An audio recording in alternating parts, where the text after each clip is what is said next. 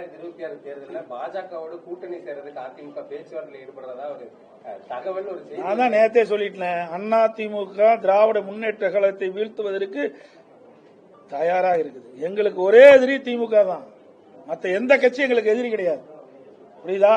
திமுக வீழ்த்த வேண்டும், அதுதான் எங்களுடைய குறிக்கோள். ஓட்டுகள் சிதறாம, அந்த சிதறுகின்ற ஓட்டுகள் ஒருங்கிணைந்து திமுக வீழ்த்துவதுதான், மக்கள் விரோத ஆட்சி வீழ்த்துவதுதான் அண்ணா திமுக தலையாய கடமை. அதுதான் நாங்கள் வருகிற 2026 நடக்கும். நாங்க பாஜக கீஜாக்களை 6 மாசம் கழிச்சு கேளுங்க. அதாவது எல்லாமே யூகத்தின் அடிப்படையில் கேட்கிற கேள்வி. இதுக்கு என்ன பதில் சொல்ல முடியும்?